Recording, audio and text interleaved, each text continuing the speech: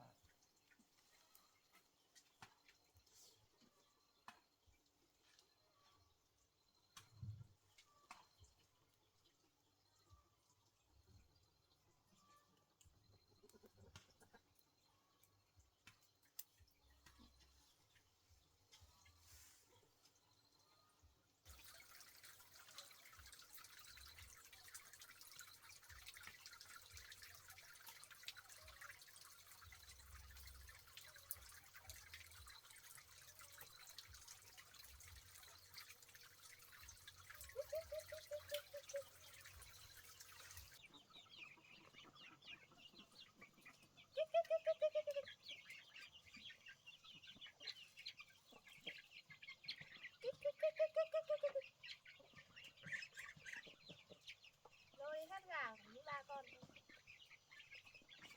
trong chuồng vịt.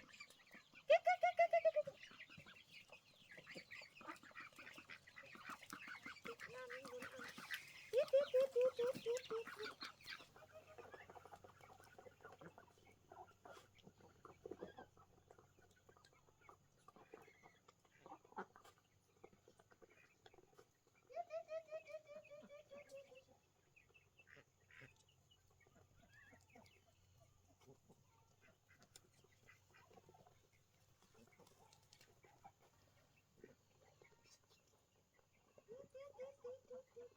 tiếp tiếp. Sợ à? Thế ăn đi.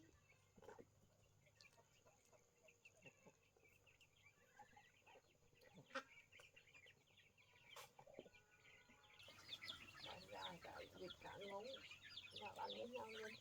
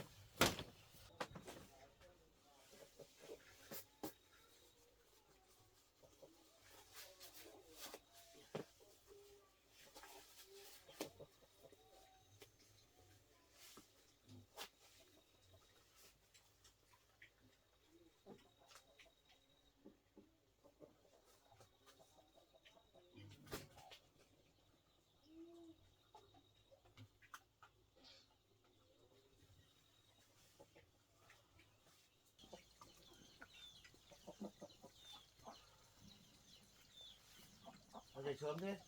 Ô, anh dậy à? Em dậy sớm quen. Anh uống nước đi, lúc này em vừa pha nước chè. Buổi sáng uống chè cho nó thanh nhiệt cơ thể. Chè xanh à? Vâng, chè xanh.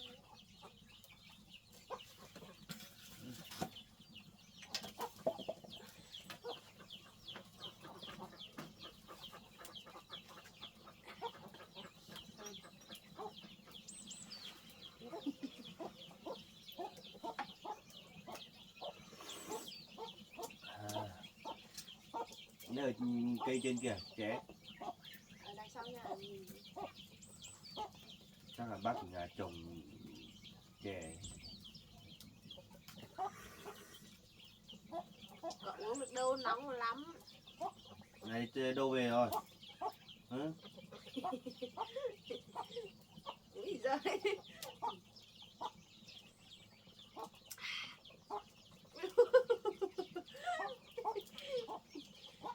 Lớn nhanh thật.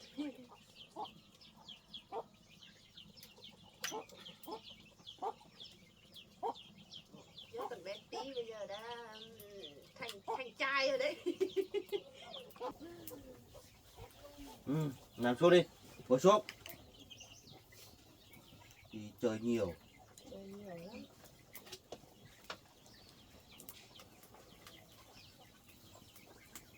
Để biết em có chuyện này, không biết có nên nói với anh không? Có chuyện gì? Trước cái vụ của em ấy, anh báo công an rồi. Vào công an nhưng mà chả thấy có tin tức gì. Giờ chắc họ không làm. Xong là anh đi đường mấy hôm, anh đi làm được mấy hôm ấy, xong là anh đấy lên nhà xong gọi anh, xong em bảo anh đi làm rồi, thế là Ai? cái anh công an đấy. Công an lên nhà mình á? Xong là anh đấy mới gọi em xuống hiện trường. Nhưng mà bây giờ bắt được thủ phạm rồi. Bắt được thủ phạm nhá. Vâng.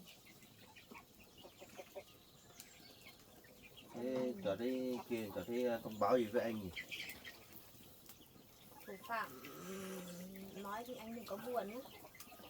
Ai? Lại mẹ mình rồi. Mẹ á?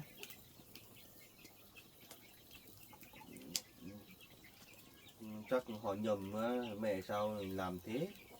Mẹ thuê cái thằng gì ấy, thằng Đức hay là thằng gì ấy, xong là nó đi hãm hại em, nó bảo với thằng đại ca nó nữa, nhưng mà nó bảo đại ca nó trốn sang nước ngoài rồi hay là đi đâu rồi ấy.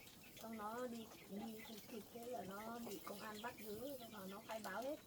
Thế mẹ lấy tiền đâu ra mà thuê họ?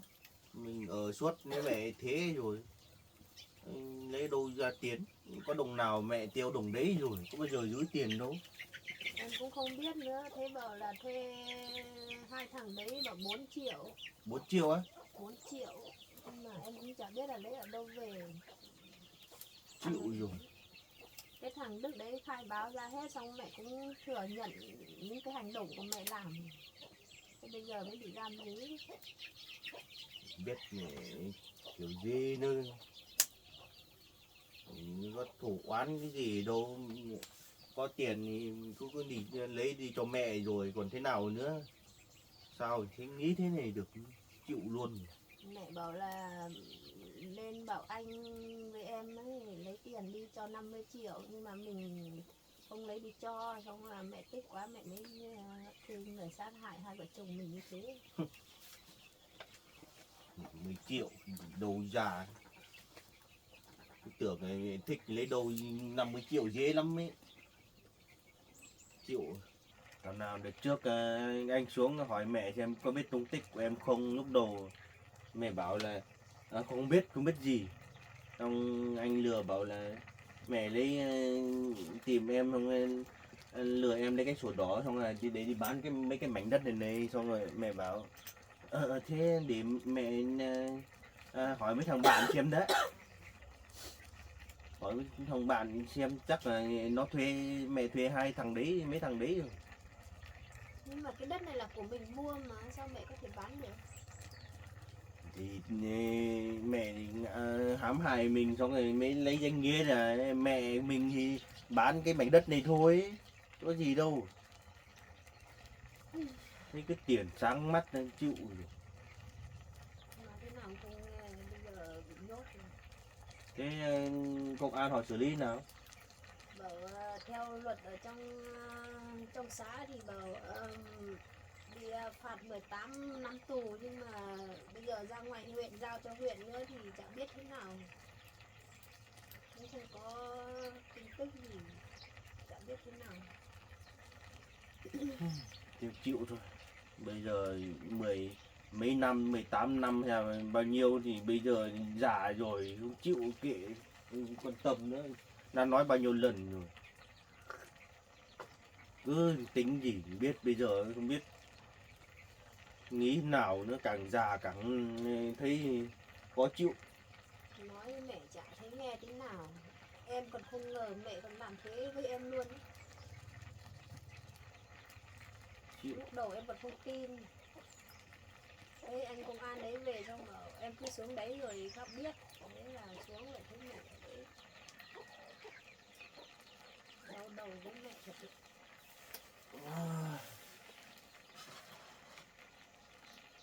Thế mẹ được khi kia là được 2 tháng rồi. Vâng, được, lúc anh đi là cũng được hơn 2 tháng. Nhưng mà mẹ cũng được 2 tháng tầm đấy. Chịu. Về sống già không biết sống. Ở với hòa thuận với nhau, cùng chung sống xem khỏe tốt không. Cứ thích làm cái việc này làm việc kia. Thôi kệ mẹ đi. Thằng nào mẹ khác tự làm tự chịu. Bây giờ công an cũng bắt đi rồi, chả biết làm thế nào. Kệ mẹ ở đấy khác tự cải tạo, khác lại suy nghĩ. Nghĩ là báo việc làm việc cứ xong đấu đầu quá. Hôm nọ em xuống nhà bác chủ nhà chơi, xong là bác chủ nhà bảo có mỗi một mình không làm được ruộng nhiều ấy, xong là bác bảo có mạ ở đấy rồi, nếu mà em muốn làm thì xuống đấy làm với bác, nhưng mà chia nhau. Làm Mai ở xuống xem. dưới bắc nhà kia. Vâng. Mai xuống Nhưng mà thì có mình có làm cái gì đâu, mình có mà biết các kiểu không có thì sao bây giờ làm kịp, bây giờ muộn rồi. bác đấy bảo gieo mạ rồi, nhưng mà một mình làm không kịp, bây giờ còn 2 thằng trẻ con nữa, xong không làm được. Xong là bảo em đi hộ làm, không làm được, nếu mà được thì chia nhau. Thì nếu em ở nhà không làm gì thì xuống với bác của nhà làm cũng được. Nếu bận mệt bận thì thôi.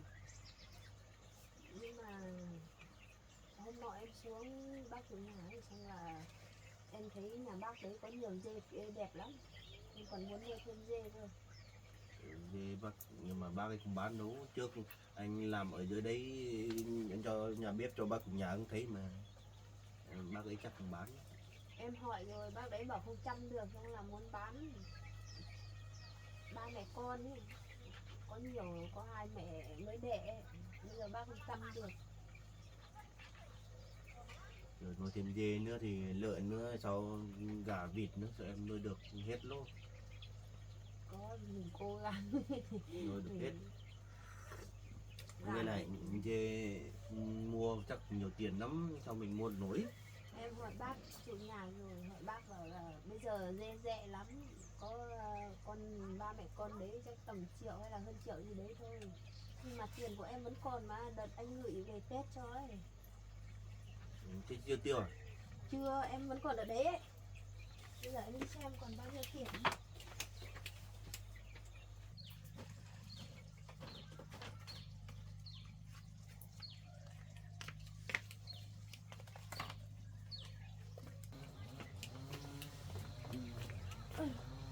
Lạnh nhỉ? Anh làm ở đấy có rét không?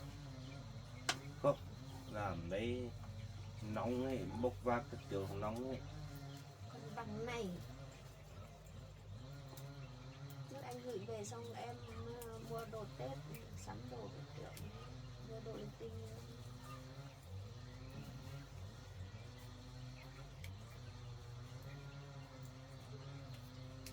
hơn triệu nữa thôi. Còn hơn triệu nữa. Lương anh còn chưa được, vài hôm nữa mới được cơ. Lương tháng 2 ấy, hôm nữa mới được. Giờ hơn triệu nữa còn dê đã mất 1 triệu, hơn triệu rồi, chứ con dê rồi còn làm cái chuồng đấy chứ. Làm cái chuồng mà chả biết làm thế nào được. Chúng mới làm khu này thôi, bên này thì hết rồi, hết chỗ rồi, còn mấy đất mình ở đấy nữa thôi. Đấy làm cái chuồng nữa cũng phải tốn tiền mua tôn mua gì về mới được ấy, giờ không có cọ kết rồi, không có để hết rồi. Thế mình làm cái chuồng trước xong là mình lại em cũng đi kiếm cái gì bán xong là gom tiền xong là mới lấy dê. Dê thì anh đến vài hôm nữa anh đi là anh lấy lương anh gửi về cho cũng được. Tháng bây giờ anh làm hết cả tháng thì cũng được 5 triệu một tháng mà.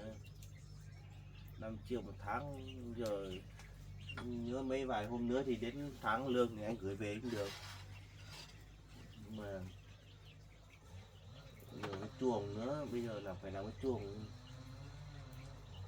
dê, phải nhốt chuồng xong là làm như kiểu chuồng lợn thì kìa, mình làm ấy mới được. Để anh cầm tiền về có ít.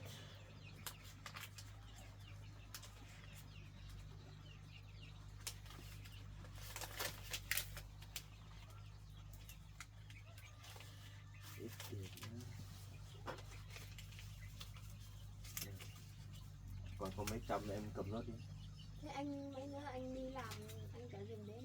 Em cầm đi, anh còn ít đi đường nữa được, về đi kia là anh có nơi ăn ở mà. Anh để ít tiền đi xe ôm thôi. Còn em cứ mai ngày kia anh đi rồi anh xin nghỉ 2 hôm thôi, xong là anh đi đấy, xong đến tháng lương anh lấy, xong anh xin nghỉ vài hôm nữa về hộ em làm cái chuồng. Thế em có đi lấy cây về xong là lúc nào lập mái tôn các kiểu anh phải về hộ em làm. Anh phải đi một tuần nữa anh mới được lương, mới đến tháng xong anh mới xin nghỉ xem có được không. Nếu xin nghỉ được thì anh về làm, họ làm. Em nếu anh kia thì rảnh thì em cứ lấy tạm ít cây về trước, anh về anh hộ cho nhanh. Vâng. Thế nhiều thế này thì em cháu vất vả, còn lợn gà ngan ngỗng bây giờ nhiều nữa sao em làm được hết. Em thích nuôi mà. Mấy công việc này quen rồi. Em còn thích nuôi con dê nó xinh lắm. Hôm nọ em còn bế nó. Trông nó thật thích luôn.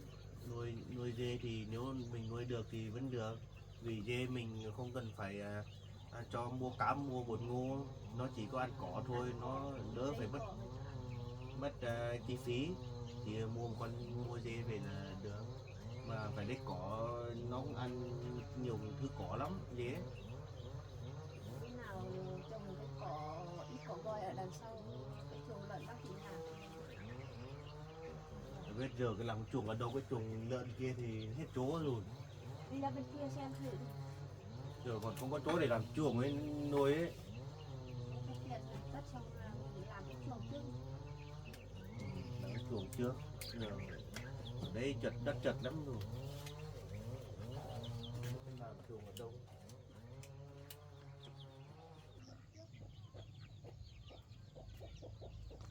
Cái này làm chuồng gà chuồng vịt hết rồi. Chỗ này chắc mấy đứa cũng phải nếu mà mình được làm cái chuồng dê thì mình phải làm rộng ra xong là để một năm cho cái bọn này ở, không bên này ướt quá. Bẩn. Còn mỗi cái chỗ mỏ này thôi, còn cũng hay là làm cái chỗ này. Cái chỗ này Mấy chỗ này kiểu gì nhỉ? này thì hết rồi, bây giờ chỉ có khu này thôi. Hay làm dừng ở chỗ này kia. Chỗ này thì muốn để cho con vịt nó chơi cơ. Hay là làm ở bên trong vườn của bác chủ nhà. Trong vườn nhé. Vâng, đằng nào bác chủ nhà cũng không dùng làm gì đâu mà.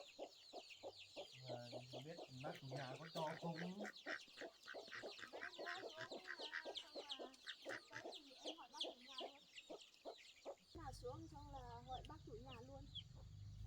Làm ở chỗ này á? Vâng. Làm ở chỗ này để cho đồ dê nó cứ ỉa đái nhiều quá, mình làm ở xung quanh này nó bận lắm, mình phải làm trên cái này nó cao,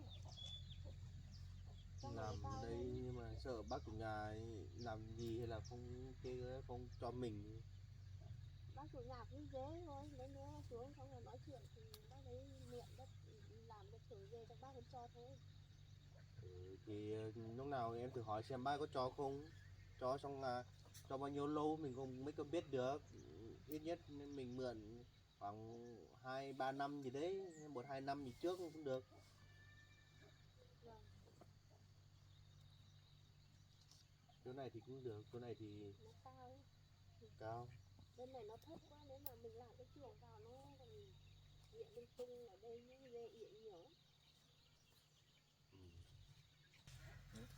Lúc nào em cứ thử hỏi bác đấy xem.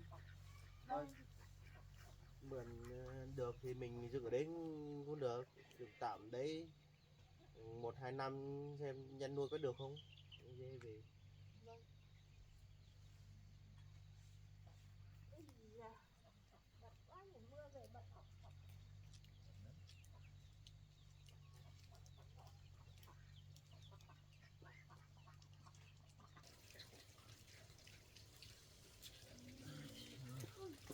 Mưa nhiều quá. Có gì chưa? Có gì nấu chưa nhỉ? Rau xanh thôi, có tại ở vườn thôi. Thế em nấu rau lấy cây đi nhé. Anh đi xuống dưới làng kia em có cái gì không anh mua về để nấu nhé. Em nấu cơm đợi. Đi xuống dưới làng thì xem.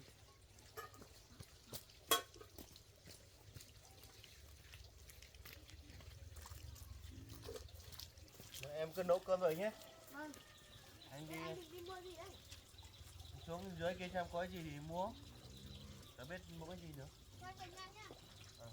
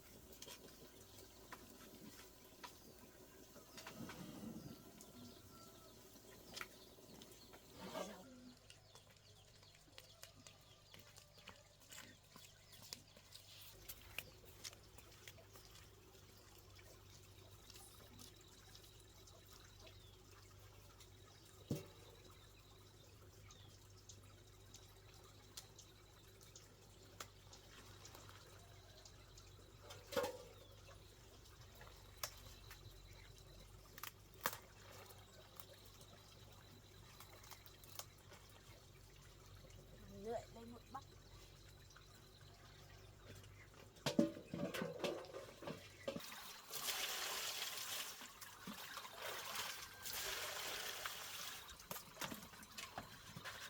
Ướp bánh.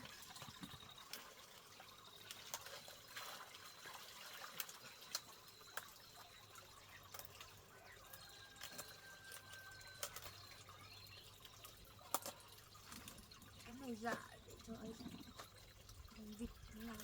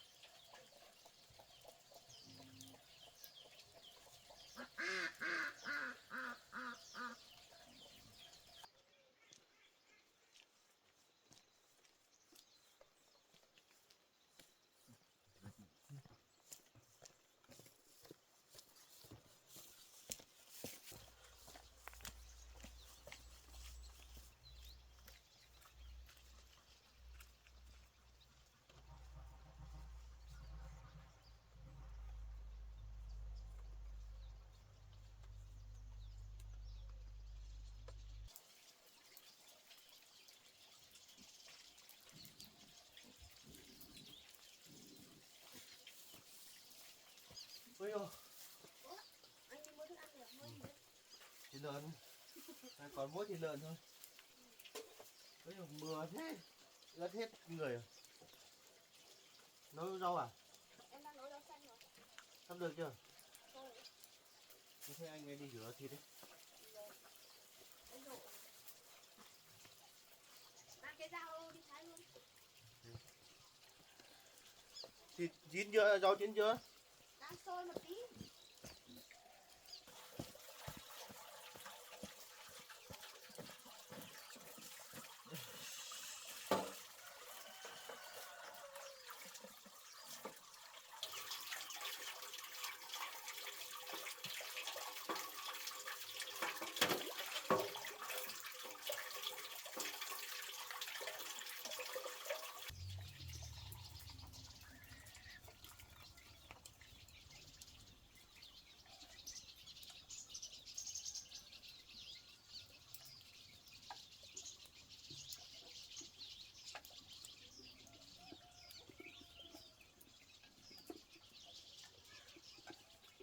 Thái được chưa? Được rồi, xong rồi. Em có hành không nhỉ? Có đấy. Thế lấy cho anh ít hành nào. Đợi em một tí, em đang đổ rau vào bát.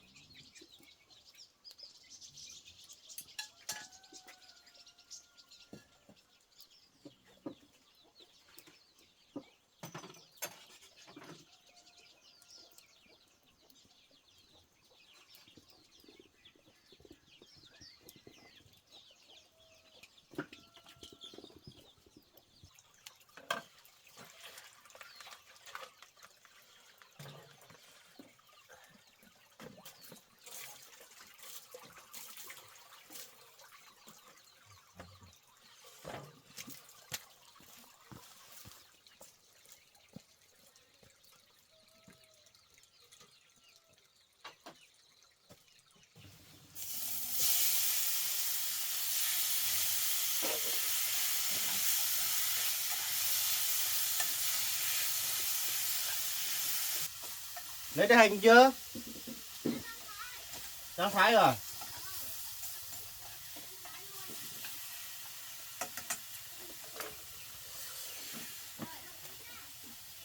Ờ.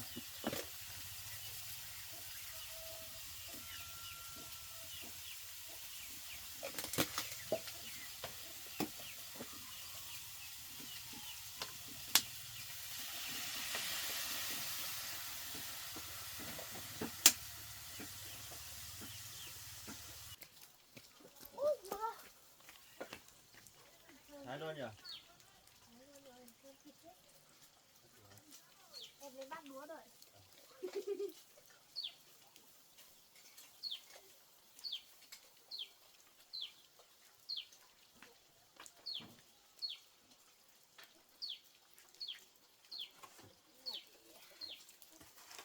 Cái nồi cơm.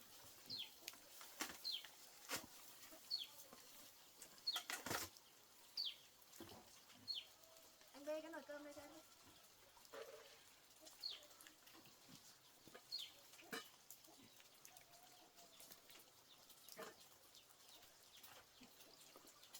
Ui giời.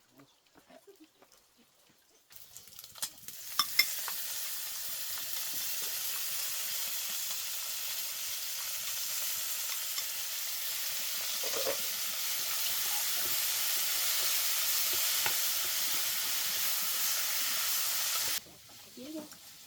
Xong. Có mùi cơm cháy.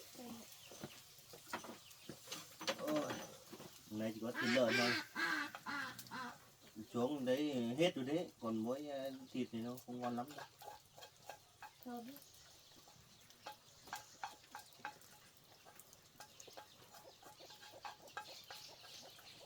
Con mới đi chơi tận đâu? Đi chơi đâu rồi? Mấy ngày đi chơi thế à? Ngày nào nó chả đi chơi. Cái này cũng được rồi. Còn mình giờ này ăn cơm mà không lấy về nhà. Lúc nào nó đói nó không về.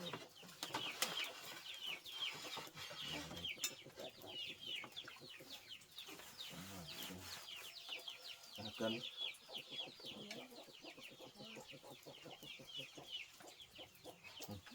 thử đi.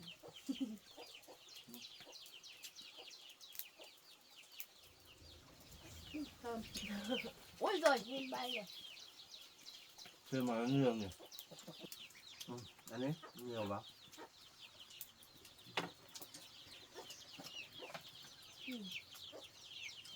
Ăn cơm xong chắc tí chiều em xuống xem bác chủ nhà xem mưa thế này chắc ruộng có nước đấy. Ở xuống có luôn nhỉ. Tí chiều em xuống thì gần tối tối anh bắt một con vịt luộc thịt ấy. Thịt vịt á? Vâng. Vịt to rồi thịt. Anh ở nhà Không mai kia anh lại đi làm này. chắc ngày kia sáng ngày kia anh đi sớm rồi. Anh đi sớm đi làm. Có cái kế xong mới về làm cái chuồng dê được. Đấy. Chung dê lúc nào rảnh thì em làm cái nền, không lấy ít cây nữa về, anh về xin nghỉ về hộ cũng được. Vâng. Các bạn đi nhiều vào. Đây ngóc cải này mình tự trồng cũng ngon phết đấy nhỉ. Với sợi nó không cuốn. Đợt này kiểu gì nó không cuốn. Ngon lắm. Khô quá trước trồng thì khô quá như thế. Em ăn thêm nhiều báo.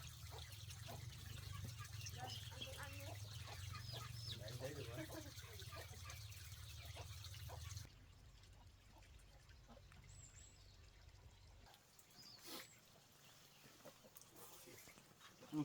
Ngon. Ngon à? Ngon đi. Em ăn nhiều quen. Ăn nhiều nó có sức khỏe.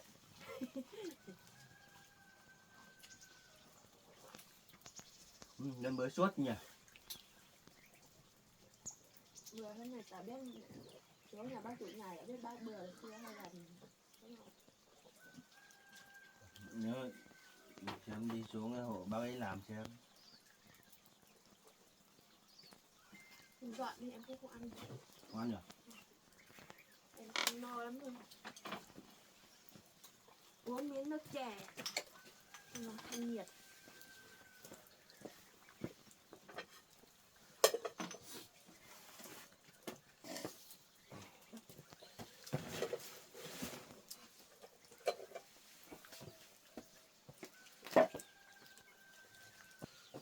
Sao?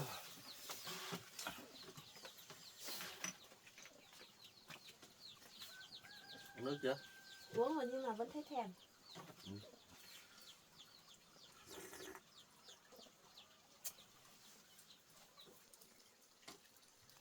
Em đi thay quần áo đó, xong là cũng xuống xem không tí cũng muộn rồi. Nó đi luôn nhỉ? Đi thay quần áo đó. Mưa nữa này sợ ốm chứ. Ốm rồi.